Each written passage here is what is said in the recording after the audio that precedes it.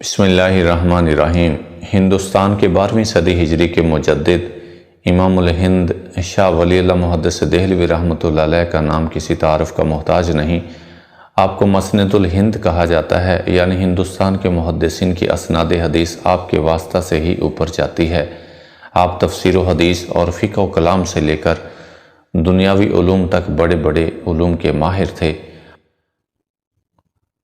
آپ کے 4 بیٹے شاہ عبدالعزیز محدث دہلوی، شاہ رفیع الدین محدث دہلوی، شاہ عبدالقادر محدث دہلوی اور شاہ عبدالغنی محدث دہلوی رحمۃ اللہ علیہم اجمعین تھے، اور چاروں بیٹے ہی محدث تھے۔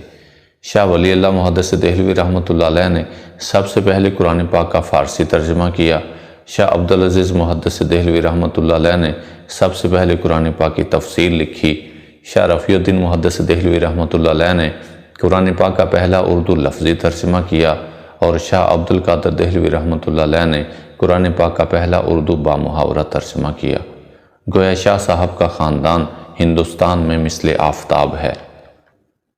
شاہ عبدالعزیز محدث دہلوی رحمۃ اللہ علیہ کے شاگردوں میں مولانا عبدالحی بڑانوی، سید احمد شہید، شاہ محمد یعقوب دہلوی، شاہ مخصوص اللہ دہلوی، مفتی صدر الدین آزردہ، مولانا رشید الدین دہلوی، مولانا فضل حق خیرآبادی، شاہ احمد سعید مجددی، شاہ ابو سعید مجددی، شاہ غلام علی دہلوی، مولانا فضل الرحمن گنج مراد آبادی اور مومن خان مومن رحمۃ اللہ علیہم اجمعین کے نام شامل ہیں، اور یہ سب اعلیٰ پائے کے علماء، صلحاء اور شعراء تھے۔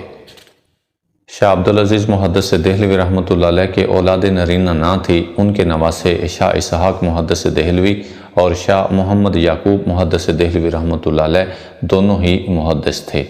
شاہ اسحاق دہلوی رحمۃ اللہ علیہ کے شاگردوں میں نواب قطب الدین دہلوی، قاری عبد الرحمن پانی پتی اور شاہ عبدالغنی مجددی رحمۃ اللہ علیہم اجمعین کے نام شامل ہیں، اور یہ حضرات بھی محدث تھے۔ شاہ عبدالغنی دہلوی رحمۃ اللہ علیہ کے بیٹے شاہ اسماعیل شہید رحمۃ اللہ علیہ ہیں، جو اپنے پیر و مرشد سید احمد بریلوی رحمۃ اللہ علیہ کے ساتھ مارکا بالا کوٹ میں 1831 کو شہید ہوئے۔ یہ بھی عالم دین اور مجاہد فی سبیل اللہ تھے۔ کہا جاتا ہے کہ تقلید اور چند دیگر مسائل میں انہوں نے اپنے باپ دادا سے اختلاف کیا ہے۔ شاہ اسحاق محدث دہلوی اور شاہ نصیر الدین محدث دہلوی رحمۃ اللہ علیہم اجمعین کے شاگردوں میں حاجی امداد اللہ مہاجر مکی رحمۃ اللہ علیہ کا نام بھی آتا ہے، جو دیوبند اور بریلوی دونوں مکتب فکر کے نزدیک ایک عظیم صوفی اور عالم باعمل ہیں۔ شاہ اسحاق دہلوی شاہ عبدالعزیز دہلوی کے اور شاہ نصیر الدین دہلوی شاہ رفیع الدین دہلوی کے نواسے تھے۔ شاہ عبدالغنی مجددی رحمۃ اللہ علیہ اور شاہ عبدالغنی دہلوی رحمۃ اللہ علیہ دو الگ الگ شخصیات ہیں۔ شاہ عبدالغنی مجددی شاہ ابو سعید مجددی رحمۃ اللہ علیہ کے بیٹے ہیں، جو مجدد الفسانی رحمۃ اللہ علیہ کی اولاد سے ہیں، جبکہ شاہ عبدالغنی دہلوی شاہ ولی اللہ محدث دہلوی رحمۃ اللہ علیہ کے بیٹے ہیں۔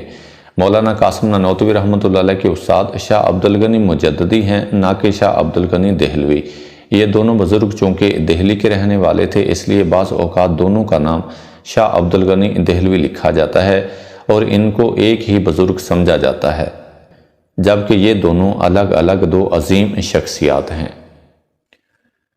شاہ ولی اللہ محدث دہلوی رحمۃ اللہ علیہ کے ساری اولاد اور ان کی اولادوں کی اولاد، ان کے شاگرد اور شاگردوں کے شاگرد، تمام کے تمام مفسر، محدث، فقیہ، مؤرخ، متکلم، معلم، مدرس، مصنف، خطیب، مجاہد اور عابد و زاہد تھے۔